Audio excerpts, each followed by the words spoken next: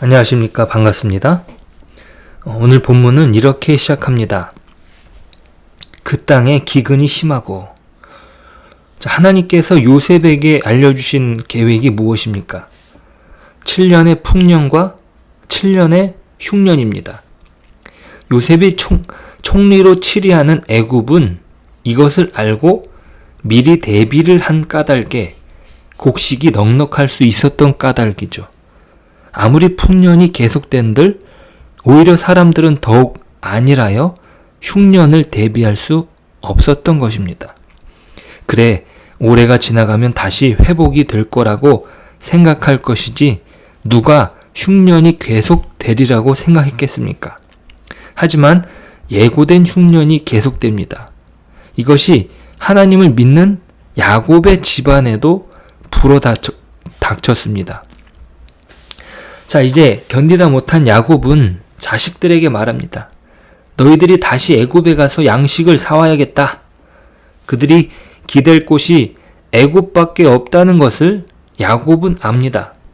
그런데 베냐민을 데려가야 하는 것은 쏙 빼고 있습니다. 아마 다른 곳에서 양식을 구할 수 있었다면 그곳으로 갔을 것입니다. 자신에게 자식은 베냐민밖에 없는 것처럼 굴고 있습니다. 시므온이 볼모로 잡혀 꼼짝도 못하고 있는데 벌써 2번도 다녀왔을 시간이 훌쩍 지났던 것입니다. 만약 기근이 계속되지 않았다면, 양식이 떨어지지 않았다면 야곱은 애굽에 갈 생각을 하지 않았겠죠. 하나님께서 왜 7년의 흉년을 허락하셨는지 알려주시는 것 같지 않습니까? 야곱을 깨뜨리기 위함입니다.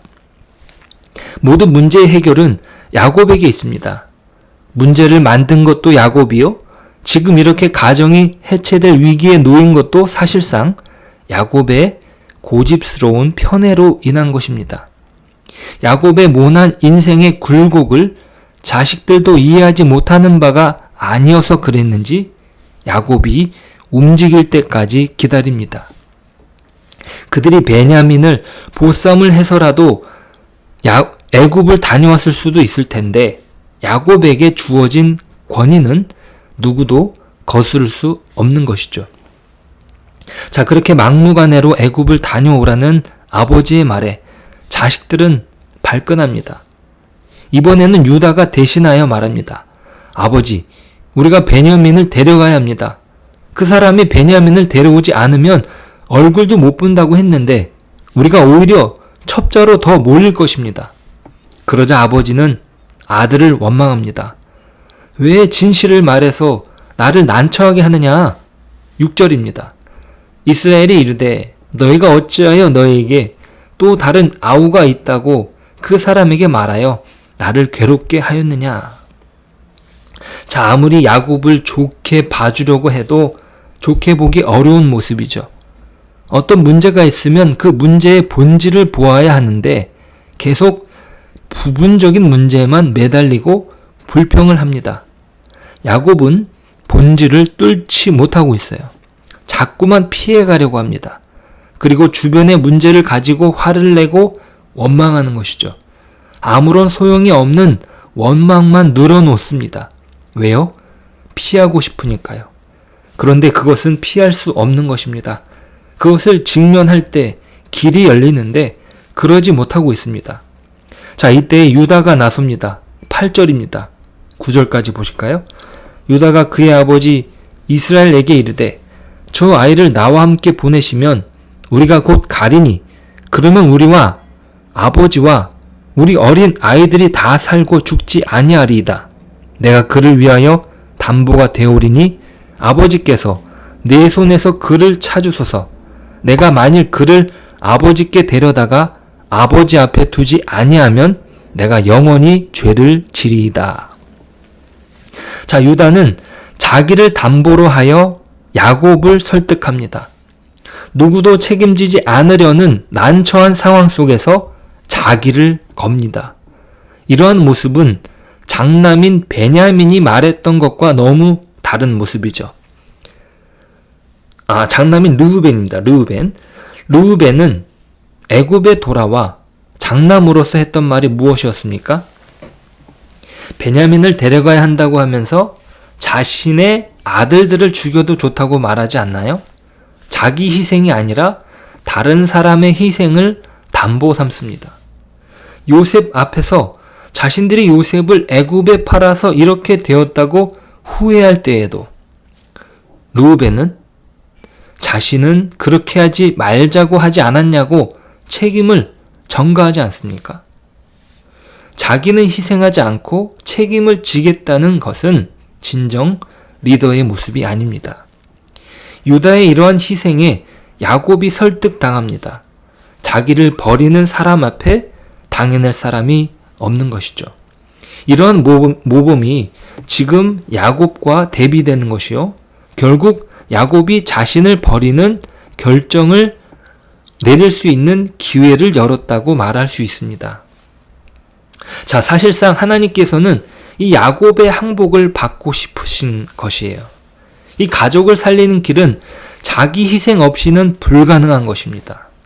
야곱이 하나님 앞에 항복하는 과정이 오늘 본문에 기록됩니다. 사람은 결국에 마지막까지 자기가 할 수 있는 모든 것이 무장해제되어야 항복합니다.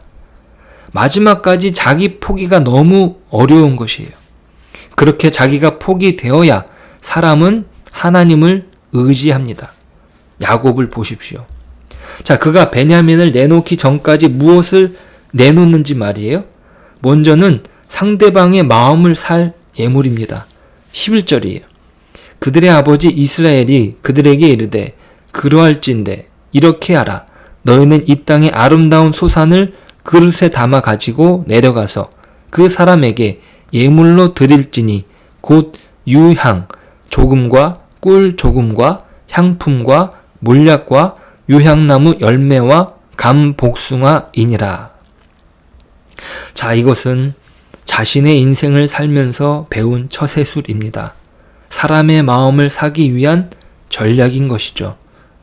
야곱이 에서를 만나러 가면서도 썼던 전략입니다. 그는 에서의 마음을 사기 위하여 수많은 예물을 준비합니다. 암염소 200마리, 순염소 20마리, 암양 200마리, 순양 20마리, 전내 나는 약대 30마리, 그 새끼, 암소가 40마리, 황소가 100마리, 암나귀가 20마리, 새끼나귀 10마리로 에서의 마음을 사려고 했었죠. 물질로 마음을 사려는 것이 야곱의 처세술입니다. 그리고 재물을 이용하는 것이죠. 12절입니다. 너희 손에 갑절의 돈을 가지고 너희 자류 아귀에 도로 넣어져 있던 그 돈을 다시 가지고 가라.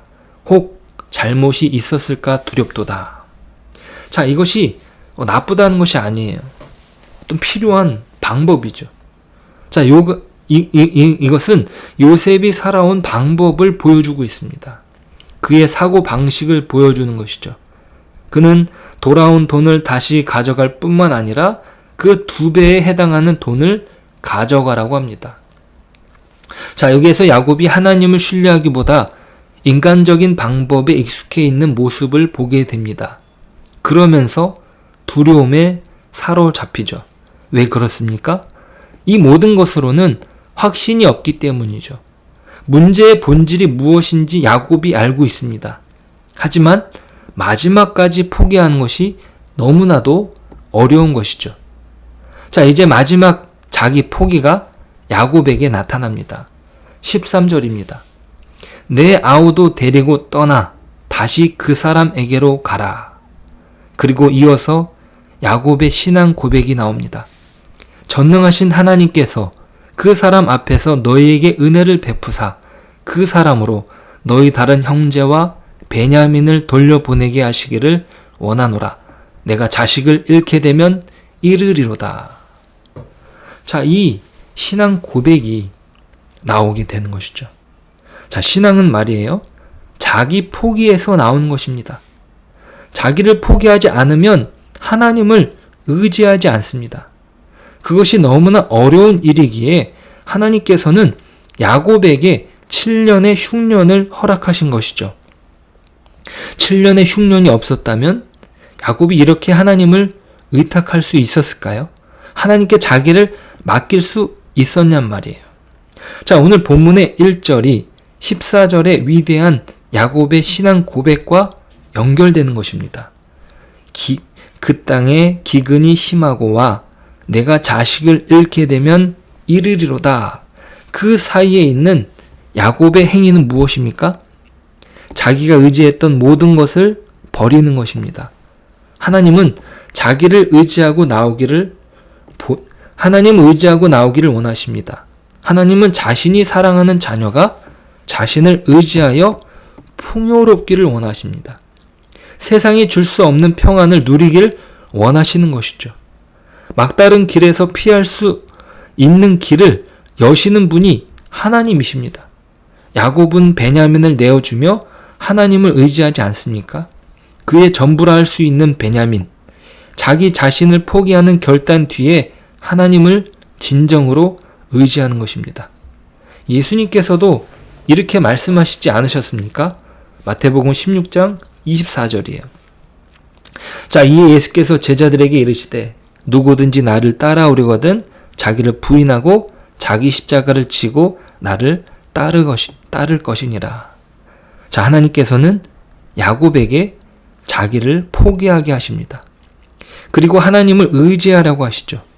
야곱은 끝까지 자기를 포기하지 않으니 7년의 흉년을 허락하시며 그가 꺾여지기를 바라신 겁니다. 요셉에게 애굽에서 종살이와 감옥살이가 훈련이었다면 야곱에게는 이 7년의 기근이 호된 훈련이었던 것입니다.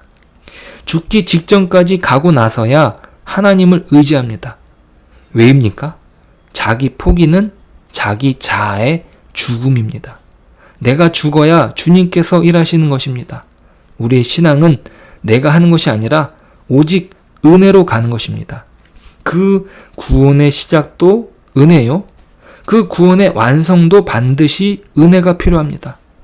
자식을 잃게 되면 이르리로다는 각오는 오히려 그의 자녀가 사는 길이요. 하나님의 백성이 사는 방법인 것입니다. 주님을 의지하는 것, 하나님을 의지하고 맡기는 인생이 진정 형통한 인생이라는 사실을 잊지 않고 오늘도 나를 죽이는 믿음의 결단으로 주님께 우리의 생을 맡기는 저와 여러분 되시길 축복합니다. 기도하겠습니다. 하나님, 우리가 우리 자신을 포기하는 것, 그것이 얼마나 어려운 일인지 야곱을 통해 보게 됩니다. 그 야곱이 바로 나 자신임을 고백합니다.